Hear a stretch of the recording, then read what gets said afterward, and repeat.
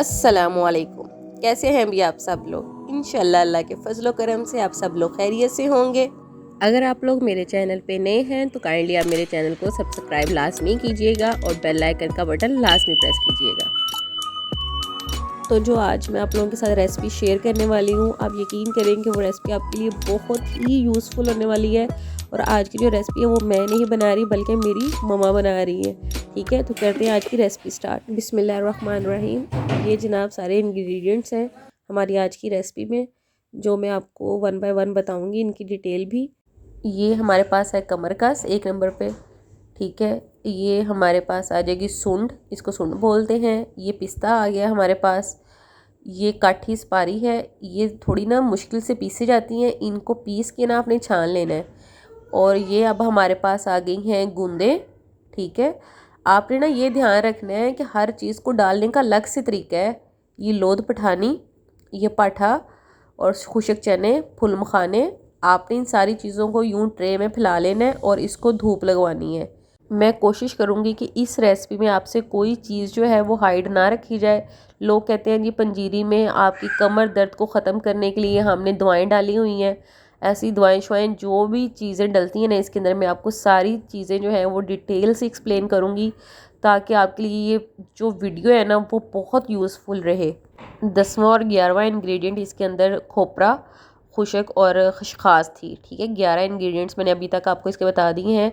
Now the second day, अब हमने क्या करना है, इसको पीसने का प्रोसेस स्टार्ट कर देना है। कुछ चीज़ों को हमने पीस के छानना है और कुछ को नहीं। मतलब चने जो हैं उनको आपने वैसे ही पीसना है, खसखास को भी आपने धोना है, धोने के बाद उसको खुशक करना है और उसके बाद उसको पीसना है।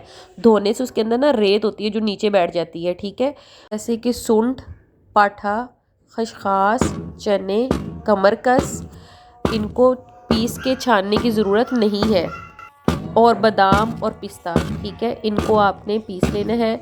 सिर्फ काठी सुपारी को आपने क्या करना है, पीस के उसको छानना है।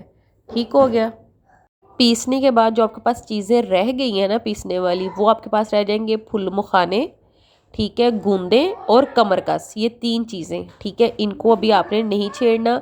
इनको मैं आपको प्रोसेस करने का अलग से तरीका बताऊंगी। ठीक हो गया।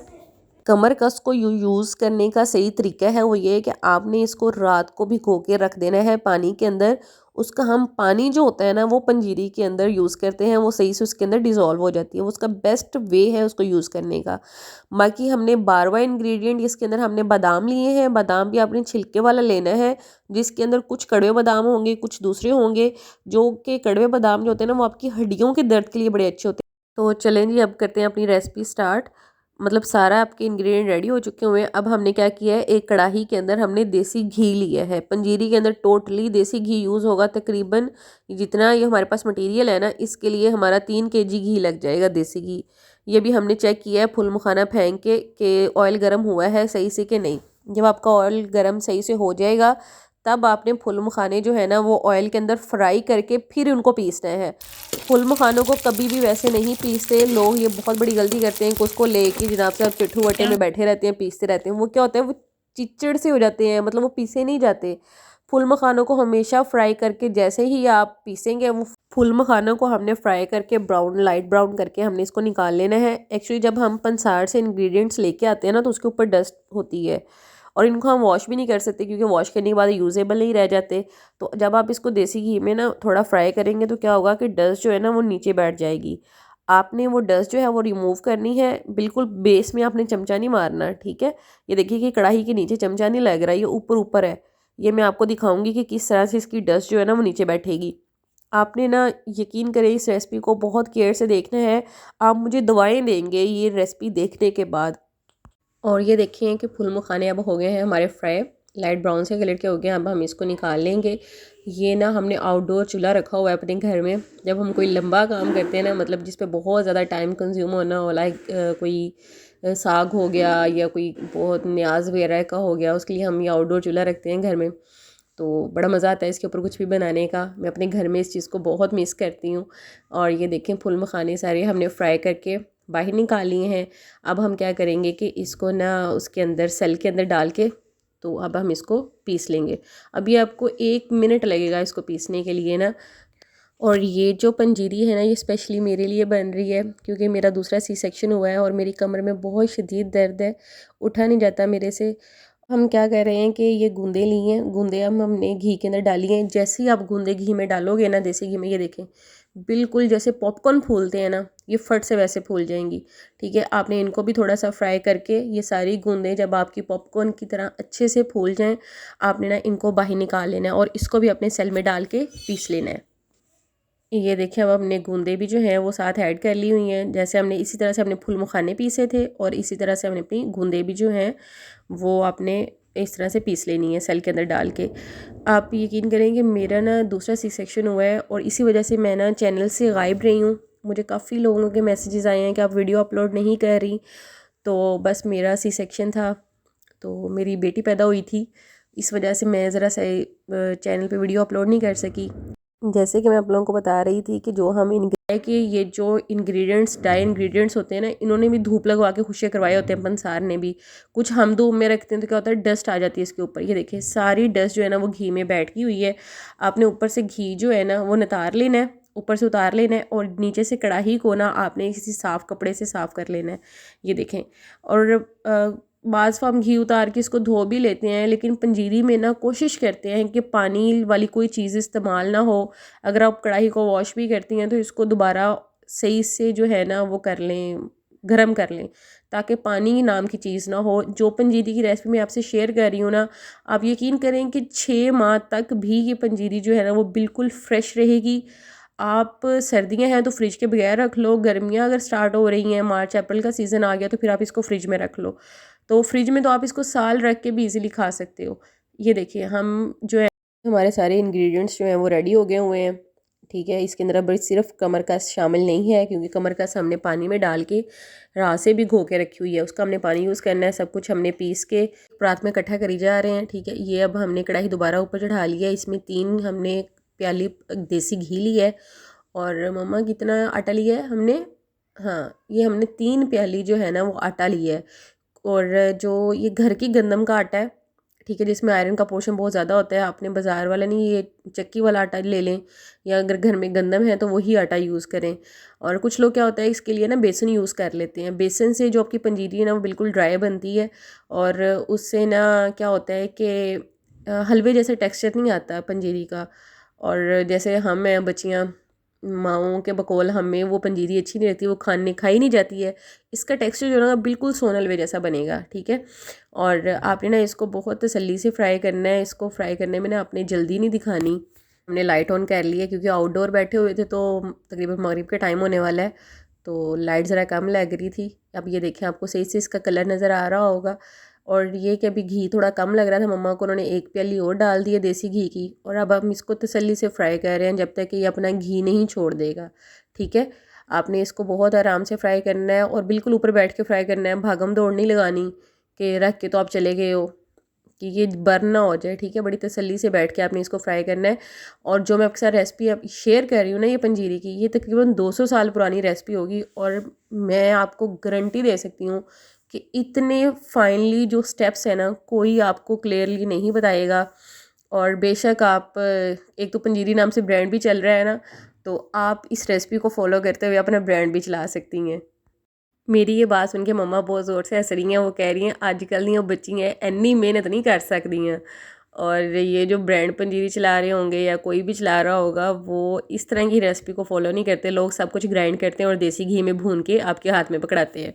तो आप घर में बनाओ खुद से और इसको बहुत अच्छा, और यकीन करें आपकी कमर दर्द तो बिल्कुल गायब हो जाएगी इसको खाने से। जितना ये पोर्शन बना है ना, तो अगर बंदा खा लेना, मैं कहती हूँ उसकी कमर दर्द और ये जो फ्लू जो मुझे बार बार इस दफ़ा लग रहा है ना छिले में, तो अम्मी कहती हैं अगर तुम ये खा लो तो तुम्हारा ये फ्लू भी ख़त्म हो जाएगा। और ये देखिए आटा भुन गया अच्छे तरीके से। अब हमने क्या किया है कि उसको उठा के अपनी वो जो सारी चीज़ें थी ना उसके अंदर ऐड कर दिया है। ठीक है, अब दोबारा से हमने कढ़ाई चढ़ा ली है चूल्हे पे। अब वो हमारा सारा सामान बिल्कुल रेडी हो गया और वो साइड पे हो गया।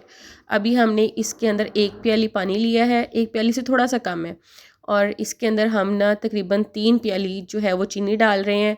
इसके अंदर पूरी 3 प्याली चीनी डलती हैं, लेकिन मैंने मम्मा से कह के ना कहा है कि पौने को 3 प्यालियाँ कर दें, क्योंकि मुझे मीठा इतना ज़्यादा पसंद नहीं है। लेकिन अगर इसमें मीठा कम भी हो ना तो फिर ये अच्छी भी नहीं लगती, मतलब सोन हलवे जैसी टेस्ट नहीं आती इसकी। लेकिन फिर भी मैंने कह के पौने 3 प्यालियाँ करवा ली हुई हैं। तो अभी हम बना रहे हैं ये चाश, ठीक है। अभी ये चीनी डाल दी है हमने और अब हम इसकी चाश बना लेंगे।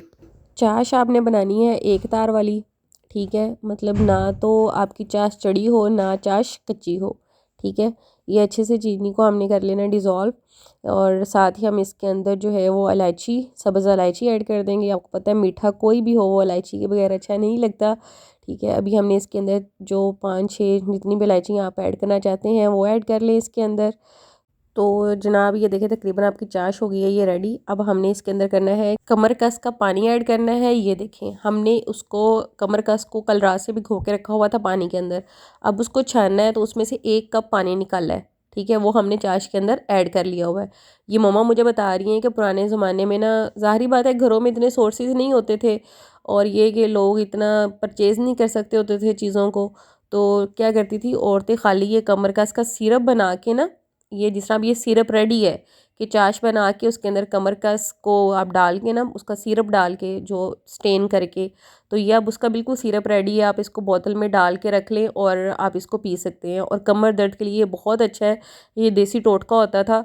तो अब ये कि देसी घी वगैरह पे और ये जो सारे इंग्रेडिएंट हैं पंजीरी पे ख़र्चा काफ़ी ज़्यादा आ जाता है, तो इतना जो नहीं अफोर्ड कर सकते मेरे व्यूवर्स में से भी, उनके लिए भी ये एक एडवाइस ही है कि आप इसको इस तरह चाश बनाएं, 1 आधा कप चीनी की, और आप इसमें 1 कप जो है वो कमर का पंसार से लेके रात को भिगो के रख दे, सुबह उसके पानी की इस तरह से डाल के सिरप बना ले और उसको यूज़ करें, ठीक है। अब ये देखिए बिल्कुल हमारी चाश जो है वो पक के तैयार हो गई है। अब हमने जो अपने इंग्रेडिएंट्स तैयार करके रखे हुए थे वो सारे इसके अंदर ऐड कर देंगे, ठीक है। ये देखें एक्चुअली ना ये जो आपके साथ मैं रेसिपी शेयर कर रही हूँ ना, बेसिकली क्योंकि मेरे खुद के सी सेक्शन हो रहे हैं, तो कमर तक की जो दर्द है ना वो सब में बहुत एक कॉमन इशू है हमारे सुनने वालों में भी।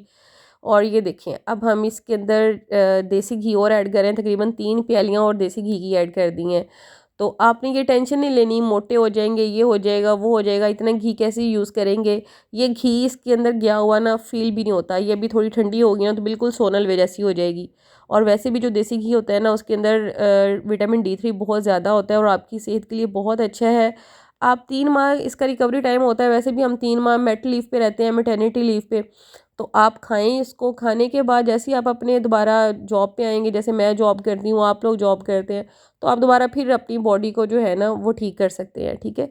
ये अब हमने सूंड डाल ली है इसके ऊपर ना, ये देखें मुझे सूंड का फ्लेवर बहुत पसंद है एक्चुअली। ये ड्राई अदरक होता है ना, तो अदरक की चाय भी और ये वाला जो फ्लेवर है ना ये मुझे बड़ा अच्छा लगता है। और ये मैंने स्पेशली अम्मी से कह के थोड़ी सी रखवाई थी ऊपर डालने के लिए, ताकि इसकी ना फ्रेगनेंस आए मुझे।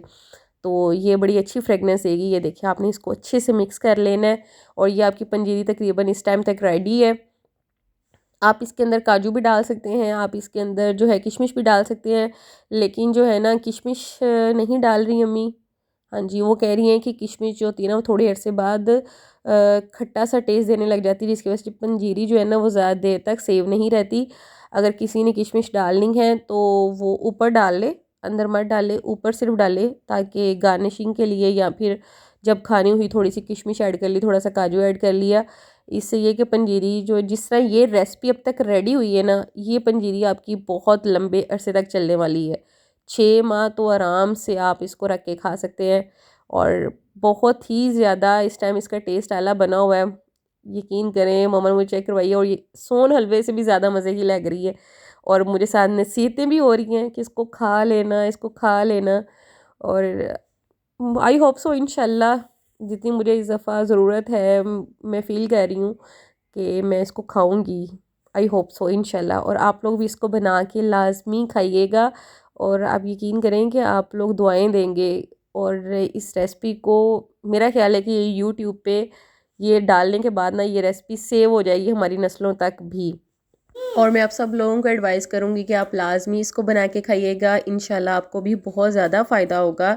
और मुझे और मेरी मम्मा को दुआ में लाजमी याद रखना। दोबारा मिलूँगी मैं आपके साथ एक नई रेसिपी के साथ और नई टिप्स एंड ट्रिक्स के साथ।